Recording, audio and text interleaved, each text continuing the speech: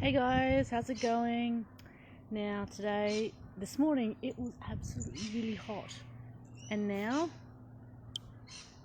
overcast as heck. I had a lot of sun, and I was out. I thought, hey, I'll do some garden work and everything else before it gets too hot. So now, of course, the weather makes a bit of a liar of me, and it's been like that for the past week. So it can be quite difficult for people with, I guess, various ailments and old injuries when the weather goes like really hot and cold and raining and sunny and dry and wet. But I'll show you what I've done. I have to move it out from the actual edge of the shed, move it out like another paver width. So I'll have to dig it up, move it out, as you can see, moving it out, and re-establish the garden again. I've seen some really cool wormies and all that in there, so that'll be pretty awesome. But I had thoughts this morning about like ego, and like as ego as in what we usually use it as in modern day kind of contemplations or talk about someone who's having massive ego and all that sort of stuff. But I was thinking of it more on the lines of being patronising and things, because things happen in the US and then things happen here, and it's all talking about forgiving other people for their thoughts and having to change their way of thinking. I'm thinking that's a bit egotistical, bit patronising, kind of like people not knowing, like thinking that people don't know their own mind, that they can't think for themselves just because they don't think the way that you do. And that's just a product of them having different life experiences, being brought up differently, the different things that they see and watch and experience throughout their life and continue to experience and watch throughout their life. And it's not wrong at all.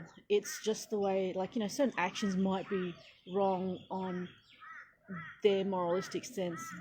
But I'll tell you this now, you go to another country, another culture, and the things that you think are wrong are not in those countries and cultures, and it's actually considered quite normal for them. So I wonder about that. And even in Australia, we've got talks about people banning things to the tune of conversion therapy, but I'm not quite sure about what's going on with that, but I would read a little bit more. I mean, on the outset it says, okay, conversion therapy, okay, we want to stop people doing conversion therapy, that's good, but then people don't understand when they look into it and read the legislations properly what it, all the implications of it. So take away the fact that it's conversion therapy and look at the fact of forcing people to think a certain way regarding certain issues, or is it just in general not trying to force people to do that? And if people go, well, isn't that conversion therapy? So, well, on the outset, yeah, and on the outset it's bad, but you don't know what door you're going to open or what's behind that door. You have an idea and you think you know what's behind that door, but you don't. It's like when a lot of people have put in to say, okay, we want to ban something as general as hate speech, but because we call hate speech stuff that we don't like and that we think is uncomfortable, and they put up examples. I'm going, but that example could be taken in either way. Are you actually applying that to a particular context, or are you actually clarifying and looking at, is this person really, doing that, or is it just that you're misinterpreting it? And if you go that way, you better be prepared to have those criteria applied to you. And as much as you think it doesn't apply to you now, look at the extreme. I mean, it's so easy for other people to apply the extreme to the opposing side of the argument, the people that you don't like. But what happens if they impose those examples and that criteria to you, using their prerequisites, I would guess, their sort of thoughts, and it comes down to me thinking about ego and how patronizing it is to tell people that that they don't know their own thoughts, that they're somehow stupid, which is why I was listening the other day to En Vogue, retro 80s old, and back then they were all about just treating everybody the same and all that sort of stuff. And one line in particular got me, and this is En Vogue singing the line, "Be colorblind, don't be shallow, and free your mind." And today, if you say, "No, I'm colorblind, I don't really give a crap at what your skin color is," you're now accused of actually being the opposite. But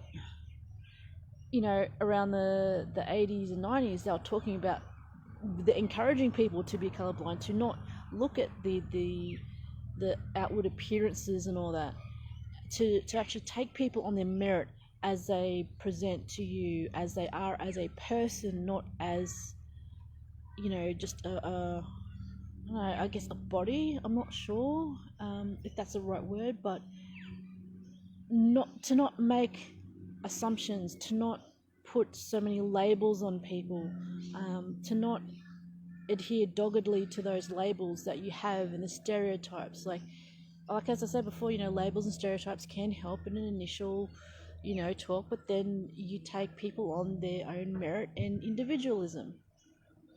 So yeah, anyway, that's just me and my gardening, and it looks like it's going to rain today, so there's lots of birds out, little fig birds. I didn't know if there was such thing as a fig bird, but apparently there is a such thing as a fig bird, and wildlife is going off like a frog in a sock. And there are frogs here, and I have a picture of a green tree frog which I posted. It's such a cute little thing. But yeah, anyway, that's it for Monday. Catch you guys later.